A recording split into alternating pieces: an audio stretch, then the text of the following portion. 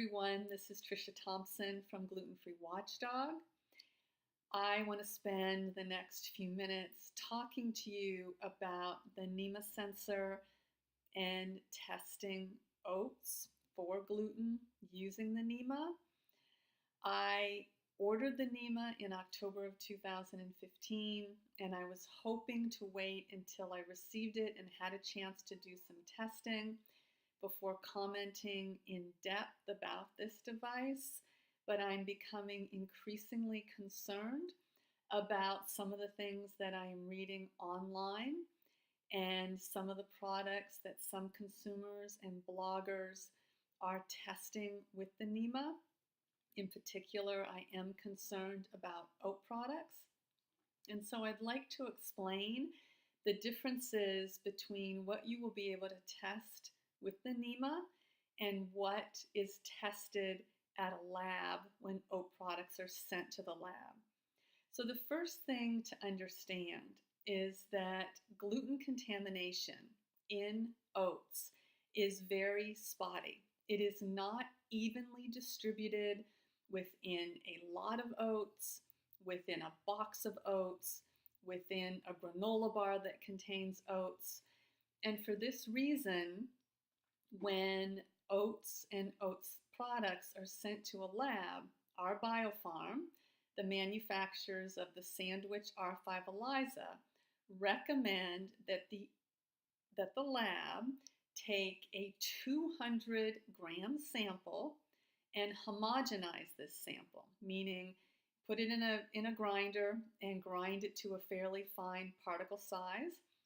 And then it's recommended that a 1-gram extraction be taken from this larger 200-gram homogenized sample and tested for gluten. So for example, if I send this box of Cheerios to the lab for testing, it contains 340 grams of Cheerios.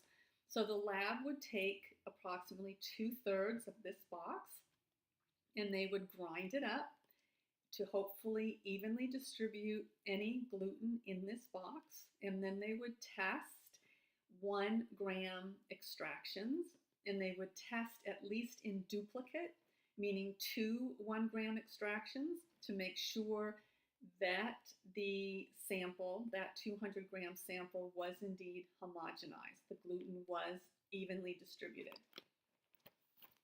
Similarly, if I were to send these packets of Quaker oatmeal to the lab, they would grind up 200 grams, which is approximately 4.5 packets of oatmeal, and they would then take a 1-gram or 1-gram extractions, at least in duplicate, to test for gluten contamination. And the goal of these recommendations is to hopefully capture any gluten contamination that's in this box of Cheerios or in these packets of oatmeal.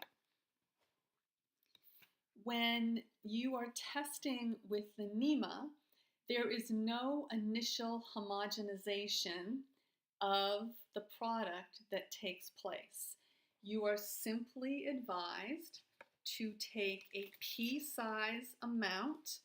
So for Cheerios, I'm imagining that if I crush up this Cheerio, I would get approximately a pea-size amount. This gets placed into the Nima sensor, and the Nima would tell me whether this Cheerio was gluten-free.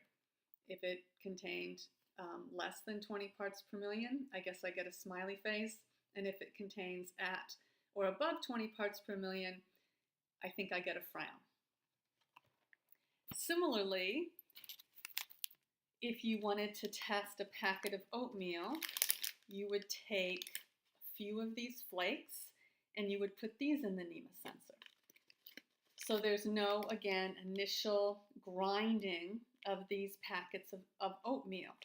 You are hoping when you test with the Nima that within those few flakes from a packet of oatmeal or the 1 Cheerio from a box of oatmeal, that you are lucky enough to find the contamination if indeed it is in the box or it is in the bag.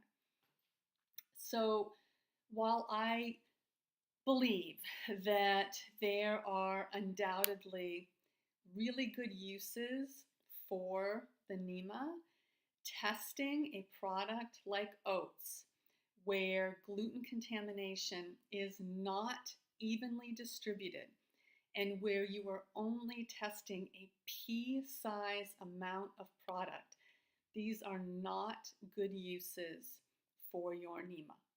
If you have any questions, please feel free to post them in the comment section and I will get back to you. If you have anything else you would like me to explain about testing and possible strengths and weaknesses of the Nima, please let me know. As I said, we will be testing the Nima. I've ordered 2 devices. One will be sent to the lab that Gluten Free Watchdog uses, and every time we get a positive gluten result, we will also be testing that product with the Nima. However, there will be differences in the testing. The testing done, the normal testing that we do through Gluten Free Watchdog, will be following the protocols established by the lab and our biofarm, meaning we will be homogenizing samples and testing from a homogenized sample. The product, when it's tested using the Nima, will just be a pea-size amount that's taken from a non-homogenized sample. I also, like I said, ordered a second device, and I will be doing some testing and videotaping this testing and attempting to explain some of the issues that I am concerned about with the Nima, and also go through some of the positive uses that I think that the Nima can provide. So thank you again, and please feel free to post your comments.